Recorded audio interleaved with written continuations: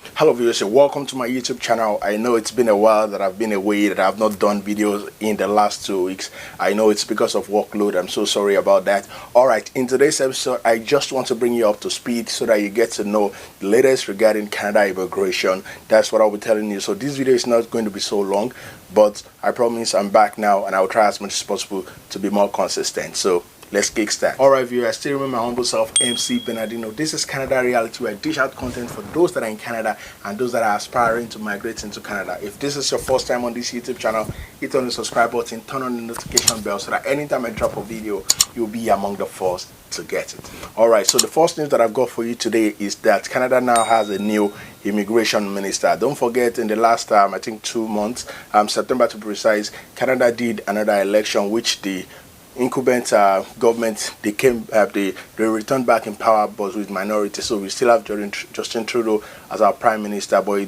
the party do not command the majority, so they still collaborate with other parties. So what that implies is that so the prime minister had to reshuffle his cabinet. So the former minister that we used to have for immigration, which was Mendocino, so he's now been given another portfolio in another ministry. But the new Minister for Immigration now is nobody else than Sean Fraser. Sean Fraser is 37 years old. He's from Nova Scotia. He's been in the house for like some few years back. So he's the new Minister for Immigration. So my prayer for you is that with his dispensation, with his tenure, that's going to usher you into Canada. So if you believe that and if you wish that for yourself, type amen in the comment section and don't forget to hit the likes button. Alright, so the next news that I have for you, especially for those that want to come into Canada, is that by November 30th, sorry, Canada will be adding 8 more international airports for international travelers that wants to come into Canada. Don't forget, some few months back,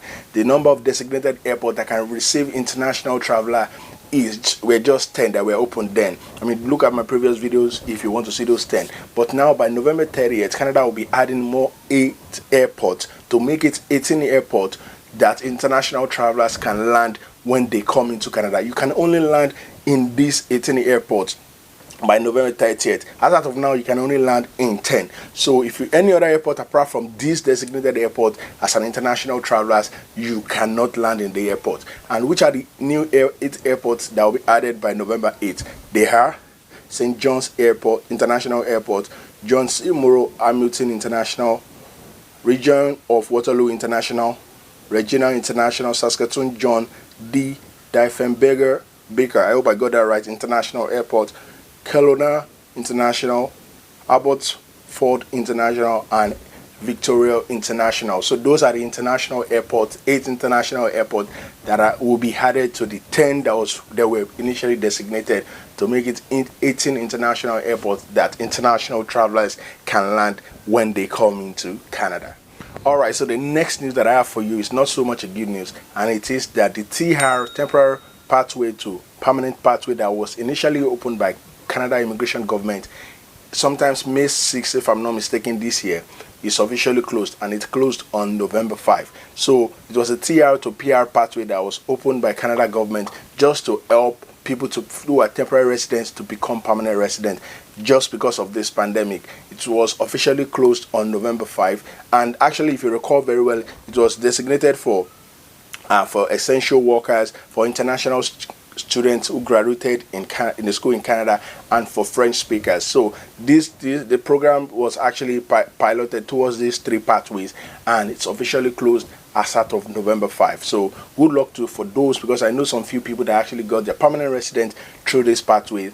And for those of you that could not explore this pathway, we hope that very soon other pathways will be open and you'll be lucky. If you enjoy this video, please smash on the likes button. Alright, so now to the next question that people have been asking me about federal skilled workers express entry. No draw ever since the beginning of this year. The last one we had was 2020 December. So we have not had any federal skilled worker and FST. I know a lot of people that are still hanging out there outside Canada that wants to come into Canada. They already submitted their application and they are waiting.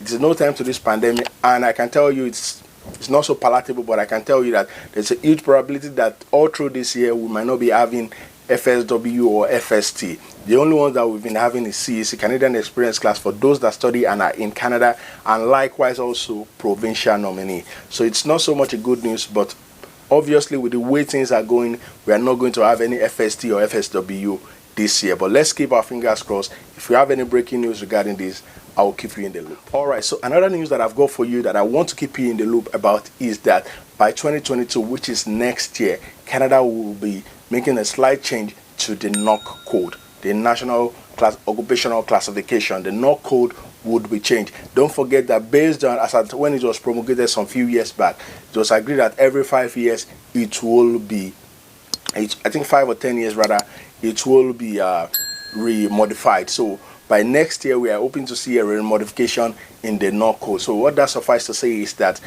for those that want to come into Canada through express entry, provincial nominee, whichever pathway you want to come, the NOC code will change. So as a pharmacy, as a doctor, as an engineer, you have to know which is the latest NOC code, irrespective of what your occupational experience is in. So let's keep ourselves informed about this. Sometimes first to second quarter next year, we'll be seeing a rejuvenation, a review of the NOC code. So we'll be having the NOC code 2020.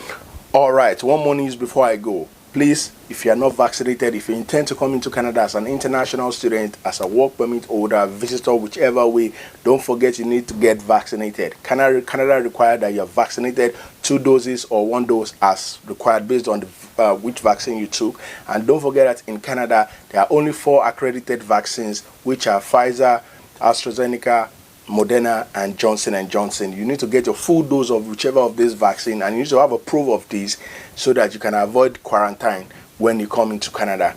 And don't forget that if you do not take any of this vaccine and you want to come into Canada, you might have to go through testing, and you might also go through quarantine period before you can be allowed to come into Canada. If you have any question, again, feel free to drop it in the comment section. I like reading that question that you guys asked, and if you like this video, please hit on the likes button and share it with whoever you feel will benefit from it. If you haven't subscribed, please, what are you waiting for? Hit the subscribe button and turn on the notification bell so that anytime I drop a video, you'll be among the first to get it. Till I come back to you again, I still remain my humble self, MC Bernardino. Peace out.